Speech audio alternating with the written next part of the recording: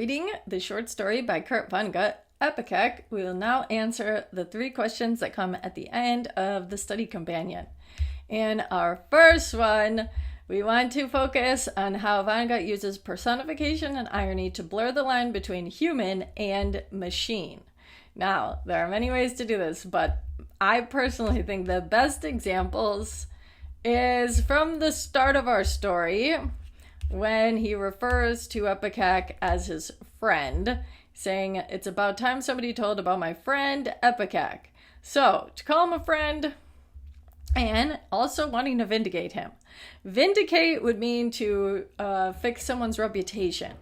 And a robot or a supercomputer, well, I guess they do have reputations, especially with AI. Some people view certain AI models as being better than others or even more ethical than others. So we kind of already are in that time frame. But then the other one would be the part about the cadaver at the end when EPICAC explodes and is no more. He says a junk man would be out of his head to offer more than $50 for the cadaver. A cadaver is a human body that is studied by science. So there would be no way that a supercomputer would be called a cadaver. It's just a computer that would be either taken in for scrap or, I don't know, analyzed or taken other pieces out of it. But that is something I think is your metaphor there, personifying EPICAC as human. There's a lot of other examples that you could use in here. The reversal. The humans learn to exploit. So EPICAC is the one learning about love, while the narrator is exploiting EPICAC for letters. Basically, the narrator is emotionally catfishing his love interest. And he literally converts romance into numbers and feeds the machine. EPICAC, in the end, sacrifices himself. That's the other part about the free will. So at the end of the story, we basically can interpret this on our own. You could say that the narrator left EPICAC on and he overheated and exploded. Or you could say that EPICAC actually was sentient and used his free will to end his own life. So that would be another example. The fact that EPICAC was able to utilize free will in his final moments. And he didn't want to be a machine or think about war.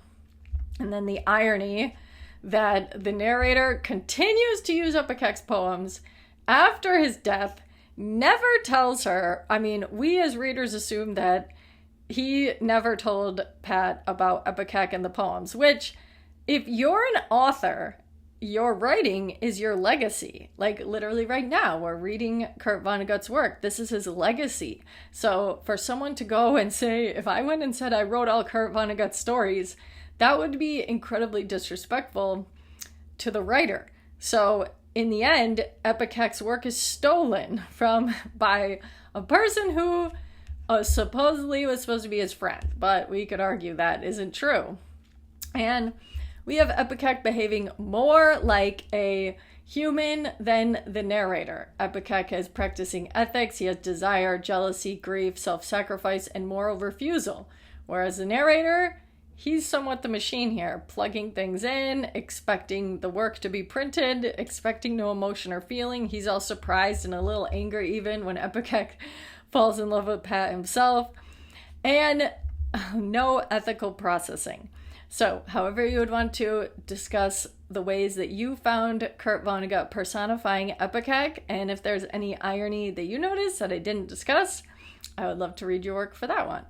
And our next question, this would be our feminist theory critique, because we have Pat described as a crackerjack mathematician, yet the narrator and EPICAC spend most of the story discussing her appearance, and her love is one with the poem she believes the narrator wrote.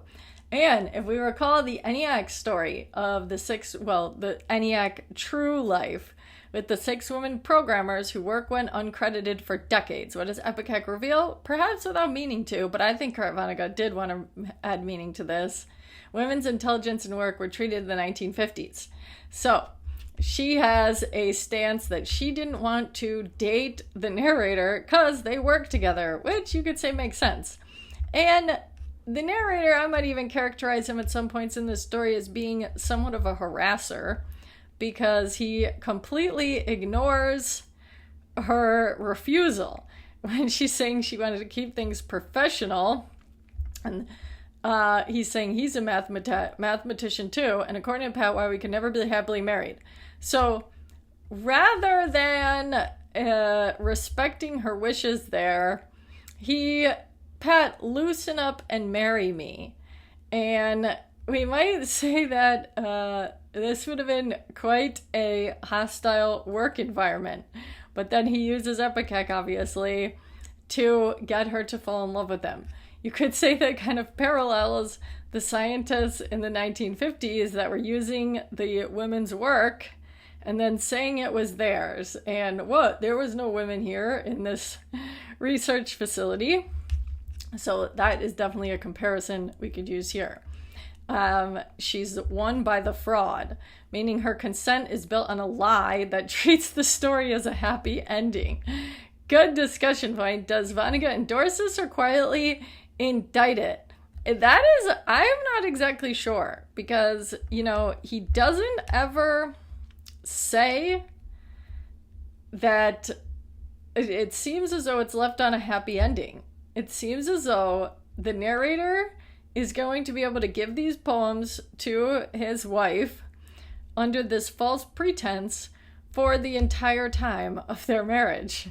Could also be adding things. It never appeared that the narrator even wanted to view Pat as a coworker. She was basically always there for him to become his love interest. He doesn't discuss work with her. He's just hopelessly harassing her, one could say. And in our last question, we're talking about the spending. So remember that the American government spends more money on the military than any other service. So tax dollars are going in mass numbers to building our military. And that has been the same since the 1950s. So it was really after World War II that America became the world's largest arms dealer. And we have the price tag as a satire. The government spends over $750 million. The text gives an absurdly precise figure down to the cents on a machine to plan trajectories of war and logistics. And its great achievements turn out to be poetry and love. So that right there is the irony. And it's almost as though Kurt Vonnegut is criticizing the amount of tax dollars that goes into military spending. Because if we were to put this tax dollars into healthcare, schools, infrastructure, that would definitely show more love to the taxpayers, but instead it's spent on military things. And we have him being sluggish. Vonnegut suggests an intelligence given a choice turns away from war. The machine built for destruction chooses creation. The suicide is a conscientious objection. So a conscientious objector is a person who refuses to be drafted. So when we would have drafts in the military, actually, you could also conscientious object to be if you didn't approve, if you were in the military and you didn't want to partake in a specific conflict, you could become a conscientious objector. But this was a term used a lot in the Vietnam time when people would say they didn't agree with the war, so they were not going to be drafted. And it happens a lot in other countries as well. But that would be EPICAC, the only one who conscientiously objected.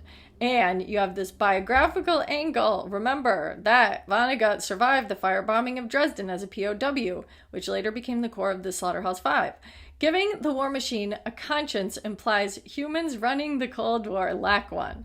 Many people believe that we're still in a Cold War to this day, that it never actually ended. The Cold War was supposed to end in 1991 with the peace treaty with the Soviet Union.